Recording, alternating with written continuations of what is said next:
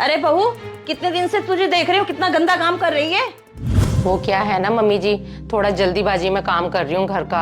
आज ना 10 बजे बच्चों के स्कूल में पीटीएम है, तो मुझे वहां जाना बहुत जरूरी है। चल चल, बहाने मत बना। मुझे गंदा काम बिल्कुल भी पसंद नहीं है। जब मैं काम करती थी ना, एक एक चीज घर में चमकती थी। तूने तो मेरा घर सड़ा के रख दिया है। मम्मी जी, मैं अपनी तरफ से पूरी सफाई रखने की कोशिश करती हूँ। रोज सुबह 5:30 बजे उठती हूँ, पर पूरे घर का काम मुझसे खत्म ही नहीं हो पाता है। आपको तो पता ही है, दोनों बच्चे कितने शैतान हैं। कोई भी सामान जगह पे नहीं रखते हैं, इधर उधर फेंकते रहते हैं। हाँ तो बच्चे हैं तो शरारत तो करेंगे करेंगे। तू भी जल्दी जल्दी हाथ चला लिया कर। कितना गंदा काम करती है। ये देख, पर्दा कितना गंदा पड़ा हुआ है। मम्मी जी, अभी 15 दिन पहले ही तो मैंने पूरे घर के पर्दे और सोफे के कवर धोए थे। आप ऐसे क्यों बोल रहे हो मुझे? हाँ तो क्या हुआ, हर हफ्ते धोया कर पर्दे। तेरा बस चले ना, तू महीना महीना ना धोए। मुझे गंदगी बिल्कुल पसंद नहीं है। ठीक है मम्मी जी, मैं हर हफ्ते पर्दे धो दिया करूंगी।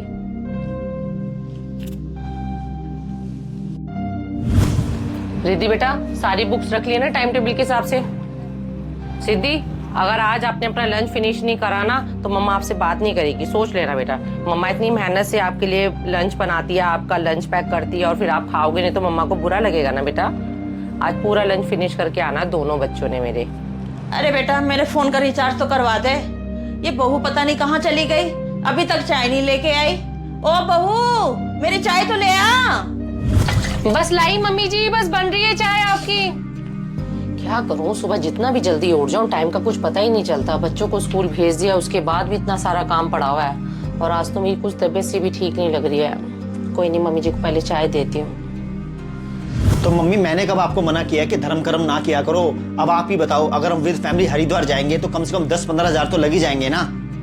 पता है बेटा, कितने सालों के बाद ये दिन आ रहा है। उस दिन गुरु पूर्णिमा भी है और गुरु जी का जन्मदिन भी है। इसीलिए मैं कह रही हूँ कि चलने के लिए।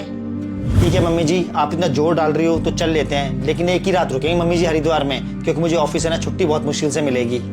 ठीक है बेटा, गुरु जी के आश्रम में जाएंगे ना, 5100 रुपए की पर्ची कटवा देंगे। और दान देने से ना बेटा धन बढ़ता है।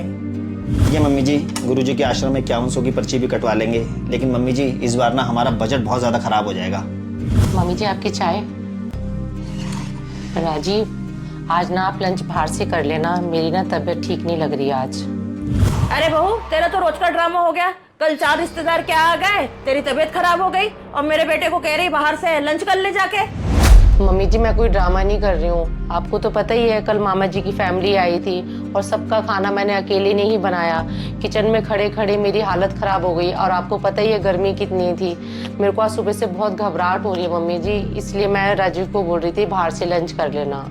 बहू, तेरे उम्र की थी ना, मैं कूद कूद के काम करती थी। आजकल की बहुओं को देखो, थोड़ा सा ज्यादा काम करना पड़ जाए ना, हर दूसरे दिन वो बीमारी रहती हैं। मम्मी जी, वैसे डॉली ना कोई बहाने नहीं मार रही है, क्योंकि डॉली मुझे बहुत दिनों से कह रही है कि इसको बैक पेन रहता है और घबराहट होती है। मैं ऐसा करता हूँ, शाम को ऑफिस के आने के बाद ना डॉली को डॉक्टर के पास ले जाऊंगा। अरे बेटा, तो इसकी हाँ में हाँ मत मिलाया कर, ये बड़ी नाजुक हो जाएगी। मुझे देख, पार्क के ना 5 चक्कर काट के आती हूँ। बहू, तू भी जाया कर पार्क में, तेरी सारी बीमारियां ना ठीक हो जाएगी।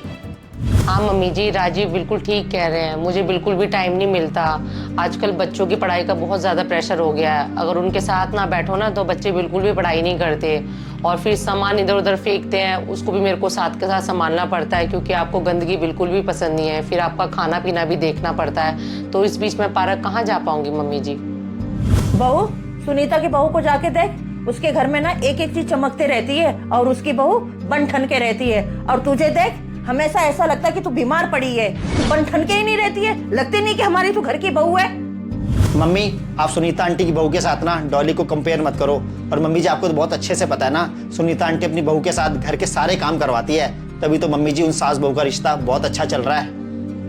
वाह रे बेटा, तेरी शादी में इसलिए करवाई थी कि सारे घर के काम मुझे ही करने पड़ेंगे। जब मेरी शादी हुई थी ना, मैं अपनी सास को ना एक काम नहीं करने देती थी। मम्मी जी, मैं भी तो पूरे घर के काम अकेले ही करती हूँ, और मैंने भी कभी आपसे घर के काम नहीं करवाए हैं। मैं कभी भी बीमार भी पड़ जाऊँ, तब भी मैं घर के काम अकेले ही करती हूँ, बच्चे भी संभालती हूँ, मुझे किसी की भी हेल्प नहीं होती मम्मी जी। अरे बहू, अभी तेरी उम्र ही क्या है, कभी तेरे कमर में दर्द, कभी तेरे सिर में दर्द, कभी तेरे पैर में दर्द। मुझे देखना, अभी तक कुछ बीमारी नहीं है।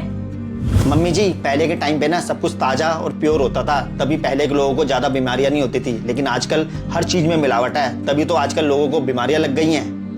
मुझे और कुछ नहीं सुनना।